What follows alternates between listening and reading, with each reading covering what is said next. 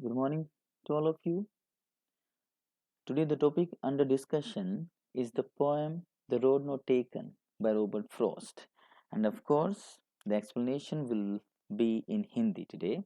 So, before knowing the poem, let us know about the poet.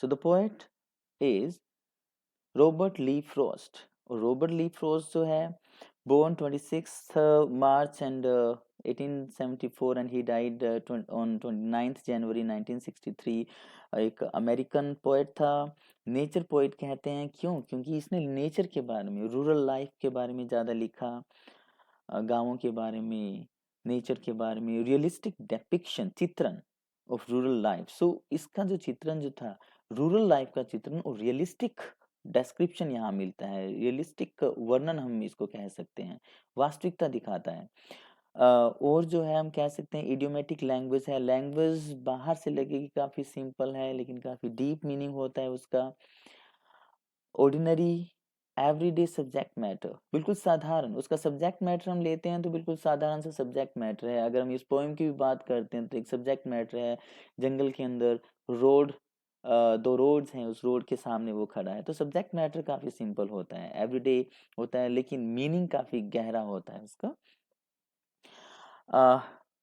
Poem के बारे में जाने तो पोएम पब्लिश हुई थी 1916 के अंदर और ये फर्स्ट पोएम थी कहाँ इन माउंटेन इंटरवल में और माउंटेन इंटरवल जो है एक कलेक्शन ऑफ पोएम्स है डाइवर्जेंस ऑफ पाथ्स बताता है पोएट जो थीम हम कह सकते हैं तो यही है कि कैसे रास्ते जो है वो अलग अलग होते हैं और यहाँ पे रास्तों की अगर बात करते हैं पाथ्स की बात करते हैं तो पाथ्स जो है वो हमें बताता है चॉइसेस के बारे में पाथ्स यहाँ पे सिंबल है एक प्रतीक है हमारी चॉइसेस का so main points let us discuss the poet is standing before the road that bifurcates so हम क्या पढ़ेंगे इस पोएम में कि पोएट जो है वो खड़ा है एक रोड है उसके सामने और वो रोड जो है वो बाइफरकेट करती है डिवाइड होती है into two separate into two दो रोड्स हो जाती हैं एक रोड दो में बदल जाती है ये डिवाइड हो जाती है इनटू टू ब्रांचेस उस रोड के दो ब्रांचेस या दो फोक्स होते हैं द रोड सिंबलाइजेज अब ये रोड जो है हालांकि पहले भी कहा था कि पोएट जो है बिल्कुल सिंपल सा ऑर्डिनरी सा सब्जेक्ट मैटर होता है रोड लिया उसने लेकिन ये रोड जो है ये प्रतीक है किस चीज का प्रतीक है ये रोड प्रतीक है हमारी लाइफ की जर्नी का प्रतीक है कि हमारी लाइफ जो है वो कैसे जाती है इसका प्रतीक है road and the image of road फोकिंग of means dividing into two road जैसे दो पार्ट्स में डिवाइड होती है सिंबलाइजेज और ये क्या सिंबलाइज करता है हमारा चॉइस तो रोड सिंबल है हमारी जर्नी ऑफ लाइफ का कि हमारी जर्नी ऑफ लाइफ कहाँ जाती है क्योंकि इसमें बताया गया जर्नी ऑफ लाइफ जो है अंडर ग्रोथ में जाती है जंगल में हमें पता ही नहीं कहाँ जाएगी सो और जो डाइवर्जेंस है रोड का जो दो भागों में बंटना है वो सिंबल करता है वो सिंबल है वो प्रतीक है हमारी चॉइस का बोथ चॉइसेस लुक सेम और पोएट जब खड़ा है तो दो रोड्स हैं उसके सामने दोनों ही बिल्कुल सेम नजर आती है और वो फेवरेबल भी लगती है उसको काफी अच्छी भी लगती है दोनों की दोनों चॉइसेस कैन मेक और मार अवर फ्यूचर तो पोएट हमें ये बताता है कि हमारी चॉइसेस जो हैं जो हम चूज करते हैं चीजें वो हमारा फ्यूचर या तो वो बनाएंगी और या वो खराब कर देंगी डिस्ट्रॉय कर देंगी मार कर देगी तो हमारी चॉइसेस जो है वो हमारा फ्यूचर निर्धारित करती हैं the poet does not indicate poet नहीं बताता है whether the road he chose was right one उसने अपने बारे में नहीं बताया कि जो उसने रोड चूज की थी वो सही थी या गलत थी उसने नहीं बताया he does not make clear वो बिल्कुल स्पष्ट नहीं करता है that the way he is going now वो ये नहीं बताता है कि जो अब वो जैसा है अब जैसा जैसा का मतलब उसने चॉइस ली थी कभी पास्ट में तो अब फ्यूचर में वो जैसा है and the place he ends up और जहां पर वो खत्म करेगा अपनी लाइफ को या जहां पर उसने अपनी लाइफ खत्म की है इज बेटर और वर्स वो लाइफ जो है वो बेटर है या वर्स है बिकॉज ये लाइफ डिपेंड करती है उसकी पहले वाली चॉइस पर लेकिन वो ये तो नहीं बताता है कि उसकी लाइफ जो है वो बेटर है या वर्स है, लेकिन वो ये जरूर बताता है कि उसकी ये जो लाइफ जो है वो उसके उस डिसीजन का परिणाम है। उसकी लाइफ जो है वो इसलिए है क्योंकि उसने वो डिसीजन किया था उस दिन। तो हम पोएम पढ़ेंगे, क्या है इस पोएम के अंदर। This well known poem, well known famous, बहुत ही फेमस पोएम है। और ये किसके बारे में है? मेकिंग चॉइसेस, कि हम चॉइसेस कैसे बनाते हैं, and the choices that shape us. और पोएट हमें ये बताता है कि चॉइसेस जो हम करते हैं, हमारे सामने बहुत सारी चॉइसेस होती हैं इस संसार में। व्हेन वी लिव, जब हम जिंदा जीते हैं तो बहुत सारी चॉइसेस होती हैं। और पोइट हमें ये बताता है कि वो चॉइसेस जो हैं, जो हम सेलेक्ट करते हैं, हमारा सिलेक्शन जो है वो शेप करता है हमें। शेप करने का मतलब वो हमारा फ्यूचर डिसाइड करता है। Robert Frost is an American poet, American poet है, हमने डिस्कस कर लिया। हु राइट सिंपली, बिल्कुल सिंपल तरीके से लिखता है, बट इंसाइटफुली, लेकिन फुल ऑफ अंडरस्टैंडिंग है, बहुत ही समझ के लिखता है जो भी लिखता है। और किसके बारे में लिखता है? क्योंकि उसको समझ है किसके बारे में? कॉमन ऑर्डिनरी एक्सपीरियंसेस के बारे में, बिल्कुल साधारण, कॉमन एंड ऑर्डिनरी, साधारण अनुभव जो है वो उसके हैं। और उन्हीं साधारण अनुभवों को बहुत ही इंसाइटफुल तरीके से वो जीता है, और उन्हीं अनुभवों को वो हमारे सामने लाता है। और उनमें से एक अनुभव जो है that he is talking to us is those roads.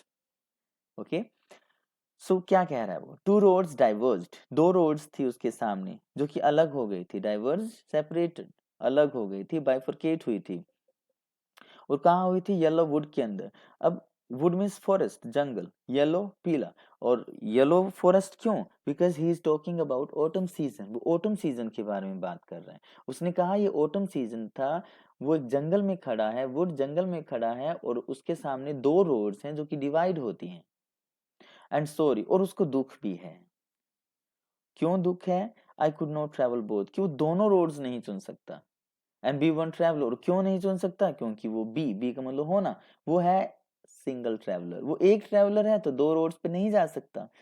इसलिए उसको क्या करना पड़ेगा? एक रोड सेलेक्ट करनी पड़ेगी। So long I stood, he stood for a long time, वो खड़ा रहा वहां बहुत लंबे समय तक, क्योंकि उसको चॉइस करनी है। लुक डाउन वन, पहली रोड को देखा उसने। As far as I could, जितना वो देख सकता था, एज फार एज, जितना, जहां तक, आई कुड, जो देख सकता था, उसने पहली रोड को देखा। टू वेयर इट बेंट, और कहाँ तक देखा? जहां तक वो बंद नहीं हो जाती है दिखनी। और वो कहाँ पर बैंड होती है? वो कहाँ पर मुड़ती है रोड? जहां पर उसको दिखना बंद होगी वो रोड, वो अंडर ग्रोथ में रुकती है। अंडर ग्रोथ का मतलब वही जंगल है जहाँ पे पेड़ पौधे, प्लांट्स ज्यादा है, वहां पर रोड बेंट हो जाती है। And the poet was unable to see that road, वो उसको दिखती नहीं है रोड पे। तो उसने क्या कहा कि वो पहली रोड को उसने देखा, और काफी दूर तक देखा जहां तक वो देख सकता था, और उसके बाद में रोड जो बेंड हो जाती है। अगर हम लाइफ से तुलना करते हैं, उसने कहा कि वो तुलना करता है रोड की लाइफ के साथ। तो क्योंकि हमें पता नहीं है कि हमारा जो है फ्यूचर क्या है, और हम जो है कैसे मरेंगे, या उसके बारे में, फ्यूचर जो है वो, इसलिए उसने कहा कि रोड अंडरग्रोथ में जाती है, जंगलों में जाती है, उसके बाद में क्या हुआ पता नहीं। वैसे ही हमारी लाइफ है कि हमें नहीं पता है हमारा फ्यूचर कैसा है। सो पहले स्टेंजा में उसने पहली रोड को देखा, और दूसरे में क्या है? देन टुक द अदर, फिर उसने दूसरी रोड को देखा।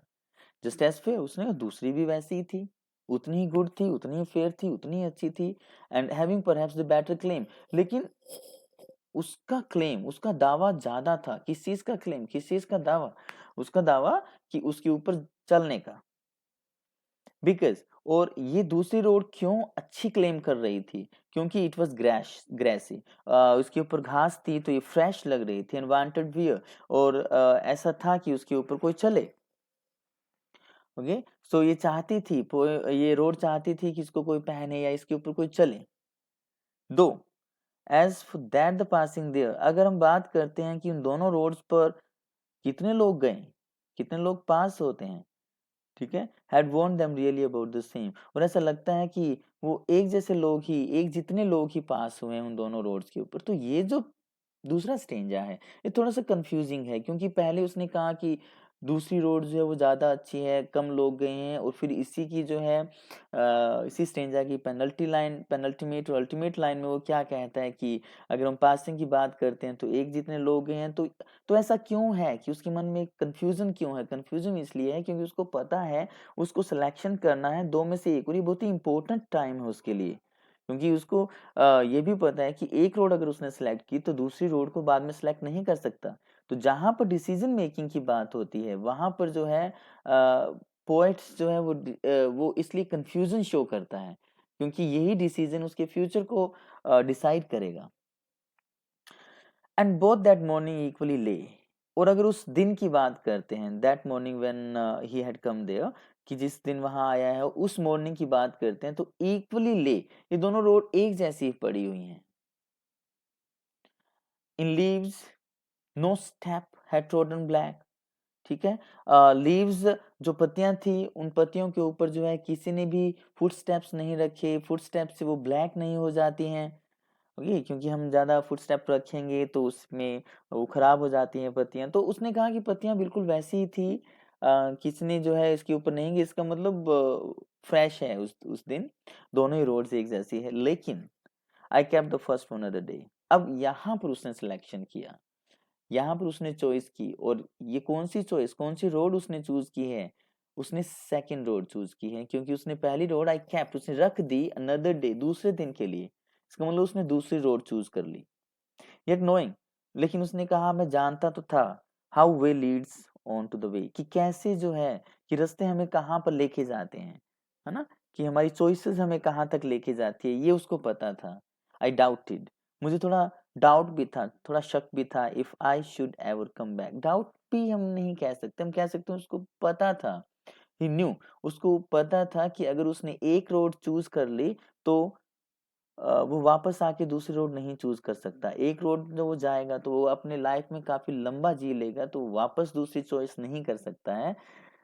इसलिए जो है वो थोड़ा सा सैड भी है, थोड़ा सा दुखी है कि उसको चॉइस करनी पड़ी। I shall be telling this with sigh, I shall be telling, मैं ये बताऊंगा विद साई, एक साई के साथ बताऊंगा। साई का मतलब थोड़ी आह भर के बताऊंगा। अब आह भरने का मतलब जो है, आह भरने हमें पता है, और ये आह जो है हम दोनों तरीकों से भर सकते हैं। एक तो जब हम काफी दुखी होते हैं तब हम आह भरते हैं, और दूसरा हम आह भरते हैं जब हम थोड़ा रिलीफ महसूस करते हैं, आराम महसूस करते हैं। तो कोई नहीं बता रहा कि वो दुखी है या खुश है, लेकिन उसने ये कहा कि आई शैल बी टेलिंग, कि आज जो मैंने रोड चूज की है उस रोड के बारे में मैं फ्यूचर में बताऊंगा विद साई, साई के साथ बताऊंगा। ये साई रिलीफ की भी हो सकती है, साई जो है पेन की भी हो सकती है। Somewhere ages and ages hence, hence from here ages and ages and ages, मतलब आज से, जिस दिन उसने सेलेक्ट किया है, आज के बाद, एजेस एंड एजेस का मतलब फ्यूचर में, फ्यूचर में जाके जो है उसको पता चलेगा कि उसका डिसीजन सही था या नहीं था, और तब वो एक साई के साथ बताएगा कि उसका डिसीजन सही था या नहीं था। और वो क्या बताएगा? Two roads diverged in a wood, वो बताएगा कि मेरे सामने दो रोड्स थी जंगल में जो कि डाइवर्ज हुई थी, and I took the one, और मैं ये बताऊंगा कि मैंने एक रोड चूज की है, या मैंने वो वाली रोड चूज की, लेस ट्रेवल्ड बाय, और कौन सी रोड चूज की?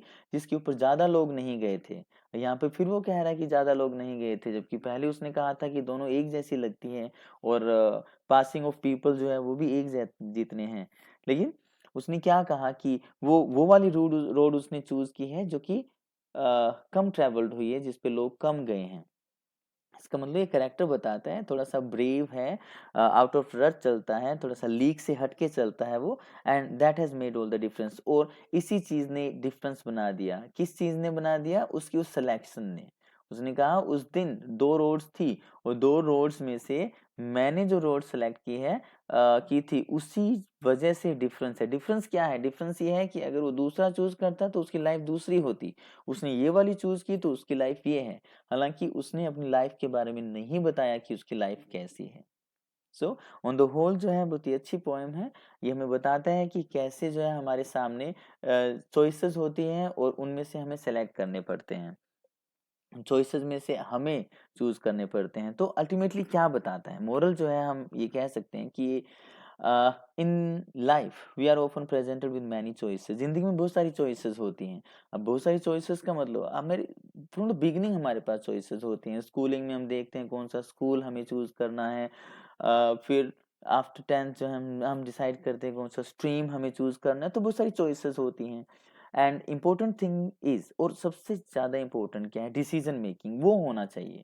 ठीक है, चॉइसेस बहुत सारी आएंगी, डिसीजन मेकिंग जरूरी होता है। और and the confidence we show in our choice, और जो भी चॉइस हमने की है, जो भी सिलेक्शन हमने किया है, उसमें कॉन्फिडेंस होना चाहिए हमारा। तो ये जरूरी है।